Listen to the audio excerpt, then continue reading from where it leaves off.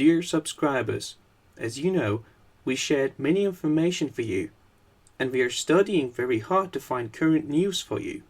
However, I cannot use this channel for future. Please follow our new channel called as Daily News Report and watch our video to support us. Link in description. Also, you can reach the video we shared on Daily News Report by clicking on the top right button. We highly recommend watching, subscribing, and sharing. We will continue to share some news on this channel, but we take precautions against some situations for future. Thank you for supporting us. This video posted with permission. The financial and political opinions expressed in this video are not necessarily of Financial Argument or its staff. Opinions expressed in this video do not constitute personalized investment advice and should not be relied on for making investment decisions. Now, for a very long time, we've been talking about how Trump has Andrew Jackson hanging in his office. And we know that Andrew Jackson went up against the central bank. That was his whole entire campaign to remove the central bank, and that's exactly what he did. And we've been saying that Trump, his entire push is to get to the source of the entire problem, and that is the central bank. And in this report, we're going to discuss the plan on how he's going to get rid of the central bank. And we can see it's already forming. And this is why Trump was out there, and the Patriots. This is why they were talking about, oh, we're very angry about the Fed raising interest rates. Let them do what they need to do. They know what to do. And this was a setup. This was the beginning stages. Then we had Q come out and talk about the Fed right after that. There's a reason for all of this, and we're going to be going through this a little bit later in this report. But first, let's look at the economy. Now, the economy around the world, it is falling apart very, very quickly. And we need to keep this in mind, that this economy is not going to last that much longer. Now, the central banks know this. Trump and the Patriots know this. Everything's starting to collapse very, very quickly. And these bubbles that we've been blowing up for these many, many years, they're starting to pop. And we're starting to see this all over here in the United States, Canada, Australia, Europe. Out in Australia, what are we seeing? Well, we're seeing the housing bubble pop. Now, we're looking at Sydney right now. And Sydney, Australia, this is the largest housing market, one of the world's biggest housing bubbles. Prices of homes of all types fell 5.4% in July compared to a year ago, and 5.5% from the peak in September. Prices of single-family houses dropped 7%, and prices of condos fell 1.6%. Now, what we're seeing is prices are now coming down in Australia, in Sydney. We're seeing it in Canada. We're seeing it in the U.S. We're starting to see it actually in Europe also, UK. We're starting to see it all over the place. And what is happening is people don't know what to do. Think about 2006, 2007. Remember the beginning stages when prices started to fall? They hit a peak, and then all of a sudden prices started to come down a little bit. Nobody knew what to do. All of a sudden traffic started to dry up. If you were trying to sell your house, you know exactly what I'm talking about. And those people might have been in a different area and didn't see it, but later on, boy, did they see it. We're starting to see the beginning stages of all this. And we're seeing it not just here in the U.S., but around the world. We've been tracking this, and we've hit the peak. Now we're coming off the peak. People are going to start taking their houses off the market. People are going to be underwater because they've been purchasing homes at the peak of the market. And those people back in 2006, 7, and 8 who bought at the peak, well, they're going to be, well, they're underwater now. They're going to still be underwater as we move forward. Out in Melbourne, we see the same exact thing. And it's a little bit behind Sydney, but right there, home prices in Melbourne fell 0.5% in July year over year. And if, this is all coming from CoreLogic. They're looking at all this. And are down 3% from their peak at the end of November 2017. House prices fell 1.4% from a year ago, while condos, well, they're holding steady right now. So it's hitting each city one at a time. We've seen this happen back in 2006, 7, and 8 here in the United States. All of a sudden, up in New York, that's where I was. Housing prices just came down. Traffic dried up. Nobody knew what was going on. But if we looked at different parts of the country at the same exact time, like in Miami, everything was still booming. But guess what happened about 8 or 9 months later? Well, everything came to a standstill. and we're going to see the same exact thing happen once again.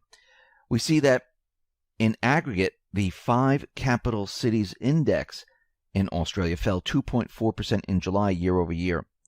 Now, May was the first month with a year-over-year decline since October 2012. The index has now declined month to month for 10 months in a row and is down 3.1% from the peak in October last year.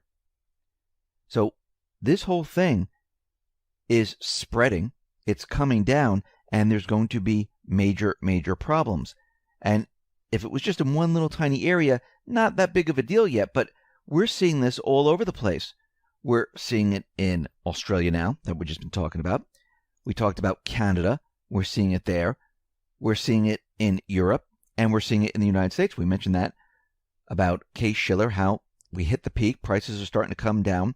Mortgage rates are moving up. Applications are down. It's all starting to happen, and it's happening all at once. And this is going to continue on. It's not going to just stop and reverse.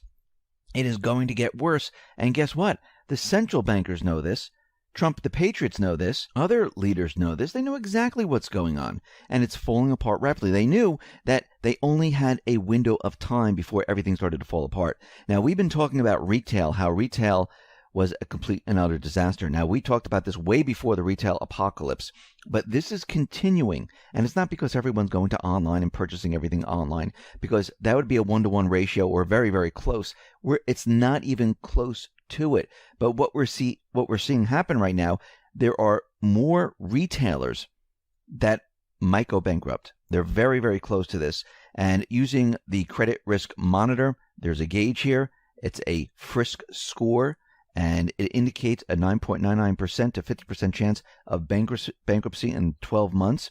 And when we look at this, we can see there are certain stores that are showing that they have this score, and they're very close to bankruptcy. A lot of these stores have kind of gotten around bankruptcy by doing some, manipulation, some fancy financial work to get around it, but it never lasts. Now, we know that Bon-Ton, Toys R Us, and many other stores, they went completely bankrupt. J. Crew right now is a bankruptcy candidate. If we look at them, net losses for 2017 widened to $125 million from $23.5 million the year before.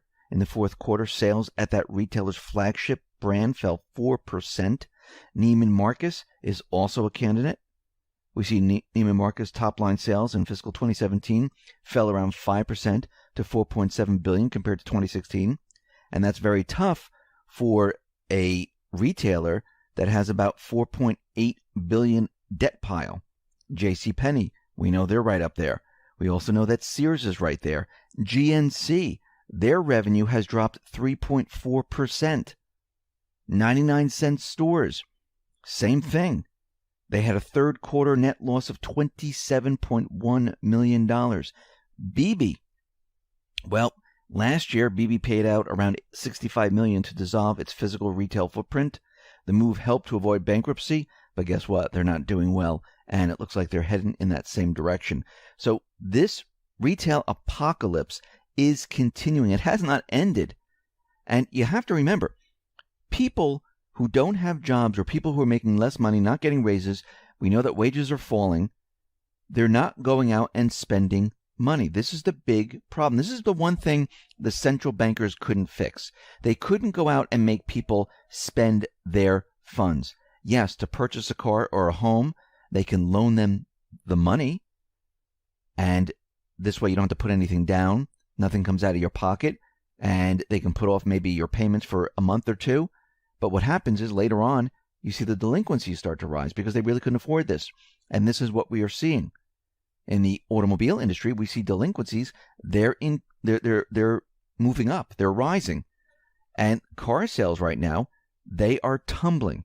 Remember, we talked about channel stuffing, how the American automobile makers, they were stuffing the cars on the lots. That was considered a sale. Not when you sell a car to someone.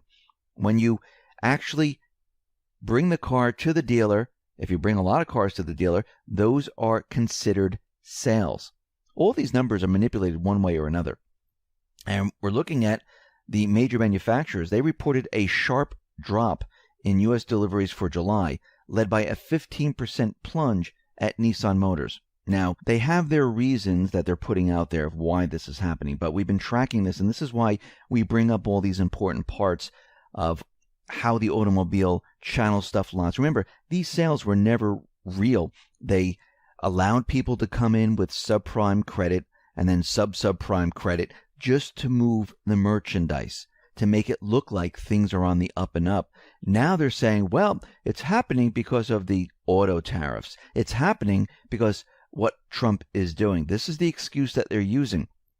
General Motors, their sales have fallen to 3.3% last month, the same drop as Ford.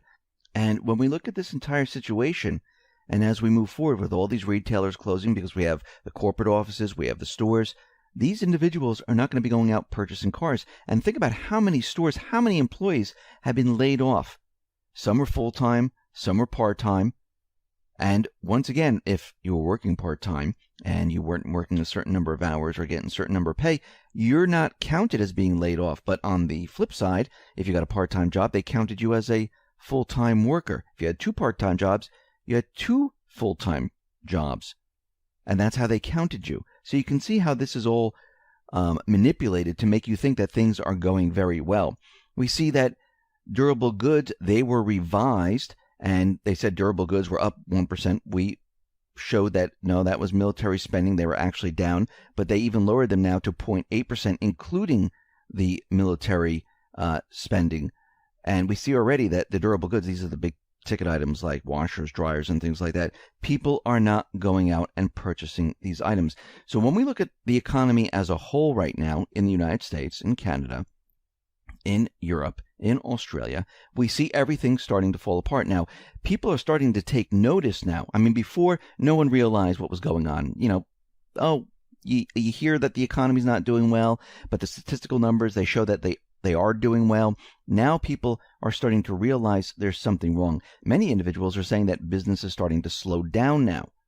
And we're starting to see this in many different areas. Now, of course, the corporate media is getting onto this, saying that housing is starting to slow, and they have a different agenda. They're saying this is all because of Trump. No, what's happening is we're coming to the end of the central banking system. They propped it up for a little while longer, but they were expecting someone else in the White House, and they were going to bring us to war or have some type of an event to explain away why all this is happening. The problem is they can't do it now.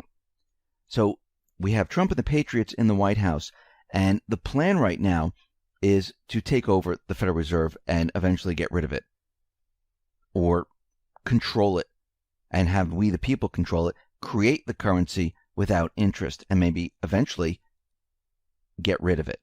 So what is the plan? What is the plan here? Well, the Board of Governors of the Federal Reserve is required to have 7 members. How many does it have right now? 3. 2 of the current governors were put into their position by Trump. 2 more have been nominated by the president and are awaiting confirmation by the Senate. After these 2 are put on the Fed board, the president will then nominate 2 more to follow them. In essence, it is possible that 6 of the 7 board members will be put in place by Trump. Now, the president can and will take control of the Fed. It may be recalled when the law was written, creating the Federal Reserve, the Secretary of the Treasury was designated as the head of the Federal Reserve. We're going to return to that error. Returning the Fed to the Treasury control means more than appointing new board members. It means nationalizing the central bank, making it a public utility responsive to the needs of the public and the economy. And that means modifying the Federal Reserve Act to change the Fed's mandate and tools. Now, there were certain presidents that attempted to do this. John Kennedy, Abraham Lincoln, and 2 other assassinated presidents, James Garfield, William McKinley, prior to Nixon, had actively contemplated changes of such magnitude in the U.S. financial system. President Garfield observed that whoever controls the volume of money in our country is absolute master of all industry and commerce. And when you realize that the entire money system is very easily controlled one way or another by a few powerful men, you will not have to be told how periods of inflation and depression originate. And again, the central bankers, they play dirty. They're not just going to let it happen. It's not going to be easy, as we can see in the past. We had John F. Kennedy. He issued a silver certificate, put it out there. Abraham Lincoln issued the greenback. And anyone that attempts to get rid of the central bank, well, it usually doesn't end well for them.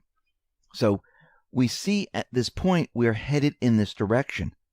And this was the plan from the very beginning, because you need to cut off the funding to the deep state. The root of all of this is the central bank.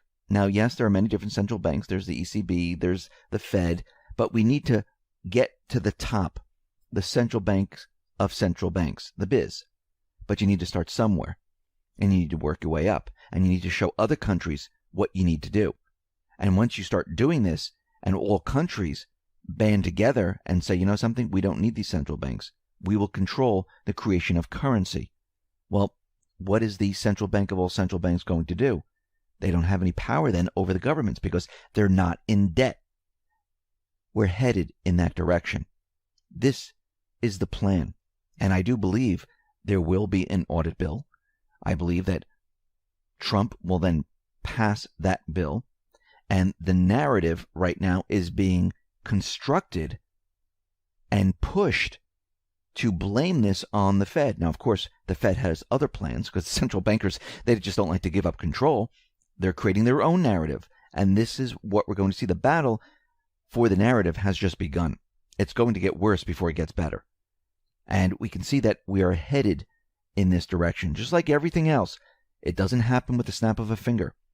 You have to be strategic. You have to work in a certain direction, just like everything else we're seeing. But slowly but surely, we're going to see it happen. And this is why you need to be ready and prepared, because once we go into this transition mode, things are going to be a little crazy. In the beginning in 1971, when we were transitioning into the petrodollar coming off the gold standard, people got hurt. People didn't have jobs. People couldn't get fuel. There were blackouts in other countries. And we're going to see something like that. Actually, probably a little bit worse, because most likely we're not going to be the reserve currency anymore. And we're not coming off a gold standard. We're going the opposite way. We have all this debt. We have everything based on the central bank system, and we need to reverse it. And that's going to go through a little bit of pain for many, many people. And you're going to need to be prepared and ready for this pain. They're going to try to make it as easy as possible, but there will be some pain. So get ready, get prepared. This is where